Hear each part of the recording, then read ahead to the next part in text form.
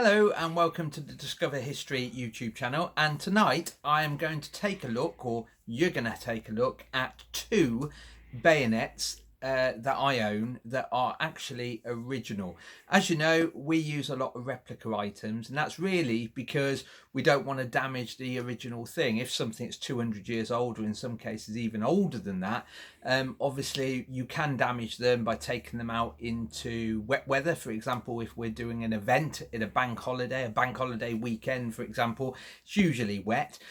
So if we had an original item, then it would get wet and it would get damaged. And not only that, if we're handing it out to people and lots of people are handling it, even the sweat and the grease on the hands would actually damage it. So very simply, we don't use originals until you get to a period where there's mass production of things. For example, when we bring, if we're doing a talk and we're doing one on Victorian cooking, for example, really, as we always say, anything from the Victorian period onwards, we often use original items. And that can be the same when we take a look at World War II, for example. The gas mask, for example, that I hold up and show people, for example, they're all original ones. I wouldn't want a replica one of those. But what I've got tonight are two original bayonets. Now, I've got replica ones of these, which we use, that we attach to muskets, for example, to use. However,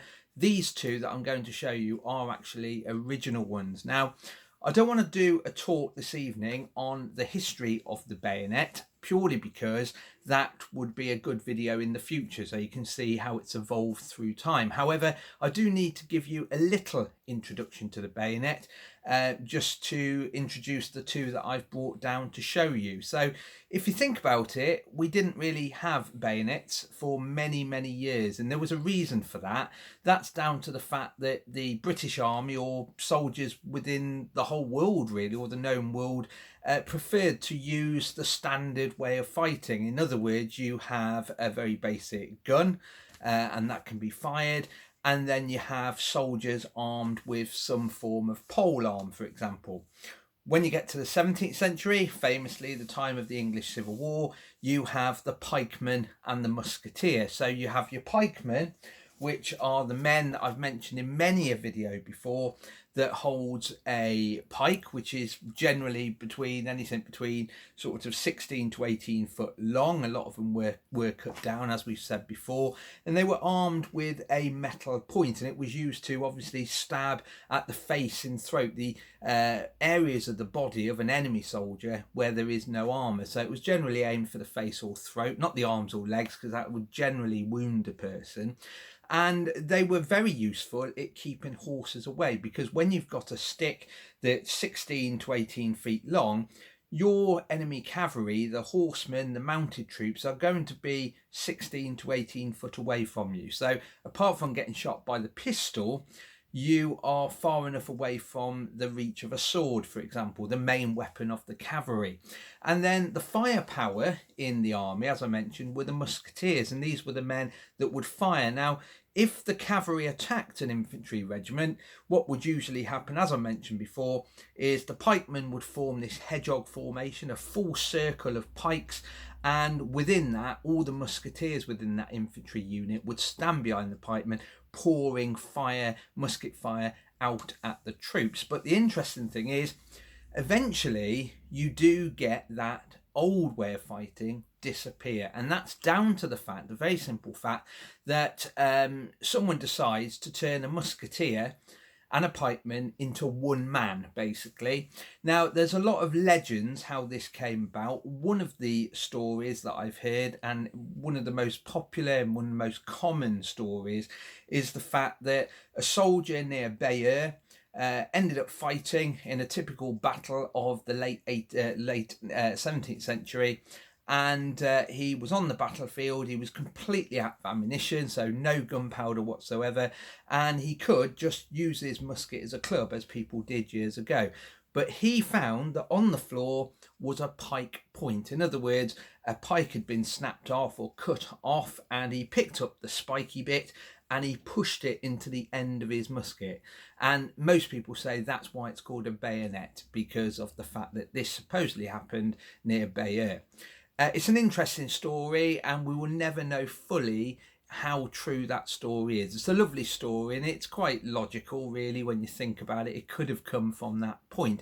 But famously, the bayonet is when you attach a knife or any form of point, a dagger, for example, onto the end of a gun, and it can be, in theory, used as a gun, but can also be used to stab and poke at the enemy like a pole arm, basically. Now, by the end of the 17th century, so by the time, for example, you get King Charles II in the Restoration, these early forms of bayonet were being used. And I've got a picture here. So this picture, which is from the Osprey book of the Jacobite Rebellion, is quite a good one, because what you have here are the pikemen stood at the back there. So this is an age where they're still sort of using pikemen. But what you have as well is this soldier here has in the top of his musket an early form of bayonet. And that is actually called a plug bayonet. And that's the earliest type of bayonets that we have. There is a disadvantage of using a plug bayonet. Most soldiers are only told to use them as a last resort. So if the battle has gone horribly wrong, or you may be victorious in a battle, very simply, you push the bayonet into the barrel, and the wooden handle goes into the barrel and you use it. The disadvantage, as I said, was the fact that once it's in and you've used it to stab at people, you can't always get the thing out. So you've basically destroyed that musket as such, really, and it would take some work getting the thing out. So in a way, it's destroyed the pikeman, and in a way, the plug bayonet destroys the musketeer as well. So it sort of cancels it all out, which is absolutely madness, really.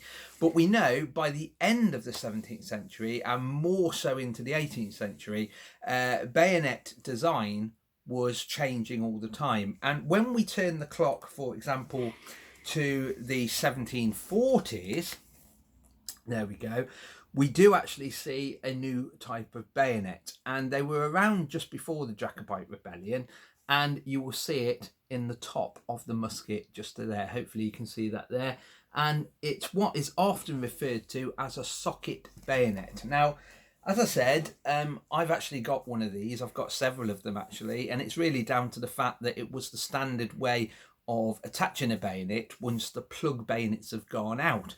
And I've got replica ones that I use in, for example, the Brown Bess. You may have seen the one that Ian showed. I think Ian showed one when we did a video, or when he did a video on the Brown Bess. Do look up in the playlist under military history, you will see it there. Now, I've got an original 1740s bayonet, and that's it just there. It's an original one. It is quite long, so hopefully you can see it on the screen just there. And when we say socket bayonet, you will see what I mean. You have this sleeve, this socket here, which fits over the barrel, which enables you to continue firing and loading the thing whilst also being prepared to fight with it as a knife, a bayonet, basically. They were fitted with a very clever S groove, really, or thereabouts, or a Z groove, and that was designed to fit onto the foresight, or the little lug at the end of the musket, basically. So you slide it on, you turn it, and then you slide it again, and that should, in theory, keep it secure whilst using it. Now, the design is quite clever, because they actually came up with a triangular design, and there was a reason why the triangle was used. For one, it was a known fact that triangles are stronger, so it does actually make a relatively lightweight bayonet into something that's really, really strong. So it's a bit like the old armour. The ridge at the back there will actually give it a lot of strength, and a lot of people say the groove that you see running down it is actually a blood channel. Well, it's not. We often used to think that with swords as well. It actually takes a little bit of weight off it as well, so it allows it to be relatively small, relatively lightweight, but still just as strong.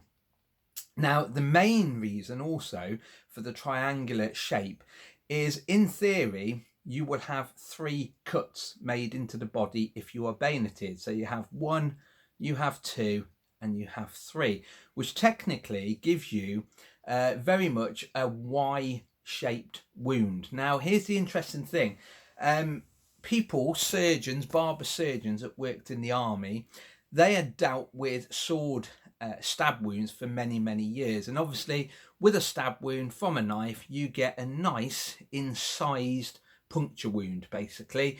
And the simple thing to do is control the bleeding. Surgeons would control the bleeding and then sew them up. And it was relatively quite straightforward. And just as long as there isn't a vast amount of blood loss, and just as long as the weapon itself wasn't too dirty, the person would recover if he was lucky enough, and he will be left with quite a neat scar. The problem is, with this triangular bayonet, it actually makes a very difficult wound to, first of all, to close up, because you've actually got something very much like a Y. A triangular wound is very hard to suture up. It also makes quite a large wound, as you can see. So if you can imagine it even going in that far, that is quite a large wound caused by the triangular bayonet. And it can cause complications later on with healing, for example. So in a way, the triangular bayonet is there for a very good reason. It does inflict quite a lot of damage, and is also very, very strong. What you will also notice from the early ones, and hopefully you can see it on there, is the early ones, the blade actually bends away from the barrel, and there's quite a bend on some of them. This is, like I said, an original one. Some of them are quite well bent away, and that was really to allow the soldier, when he was actually ramming the charge down using the ramrod, he didn't stab his hand on the bayonet. If it was very, very level, in other words, very parallel with the barrel, he could very easily, by accident, in the heat of battle, stab himself straight through the hand, and literally this would go straight through. So they tended to curve outside. So this is my 1740s original Brown Bess triangular socket bayonet. There we go. And like I said, I use a very shiny one of these, which is a replica one, but these are part of my collection that I keep with all my archaeology and things like that. They come out very, very special occasions. But as time went by, soldiers realised that sometimes by bayoneting an individual, they could work themselves loose. In other words, you could turn the musket, you could end up moving the musket with the person on the end, and the soldier falls down on the floor. And sometimes your bayonet could actually untwist. It could actually go through that socket and untwist, come off, basically. So by the end of the 18th century and into the 19th century, you often have, and this is something that was adapted across the world really, as time went by, a lot of them actually had a little sliding catch, and this is quite common with a lot of them, even the ones that were used in the Zulu War, for example. So you fit them in the same sort of way, except you push the catch on and it actually holds it in place, and then to release it you push the catch and then slide it off again. So this is actually a later one, and as you can see at the top there, we have that special sliding catch. I would love to show you how this works. I can show you how it works on my replica one. The only problem is this one is completely rusted shut, so there is no way I can actually open it, and I don't want to damage it by trying to really. But as you can see, it's now gone to be much shorter, much smaller, but we still have that triangular shape to it, guaranteeing a nasty wound but keeping something that is relatively small, relatively light, very, very strong. So hopefully that's given you a little introduction to the two bayonets that I've got here. They're originals, like I said, and maybe in a future video, if someone would like a future video on the history of the bayonet, we can take you through from the plug bayonet. I have a plug bayonet, a replica one, and then I can show you my replica versions of those when they would have been shiny originally, and I will take you up to the ones that were used in the 1950s and also the ones used today. Basically, British soldiers have always been famous as people that use the bayonet. Even the French in the Napoleonic Wars were quite happy to fire at the British. The only problem is the British did like to engage at the point of the bayonet. Famously, there are even paintings, for example, later than the Napoleonic War, but the thin red line. You see this whole line of British soldiers with their bayonets. It's a terrifying thing. And even today, people say as soon as the bayonet is fixed onto the rifle, it creates a completely different atmosphere. It's now a soldier that's not just going to fire, but is someone that's going to advance and actually engage with the enemy face to face, basically. Anyway, on that note, stay safe. I hope you've had a good weekend, and we'll see you tomorrow. Bye bye.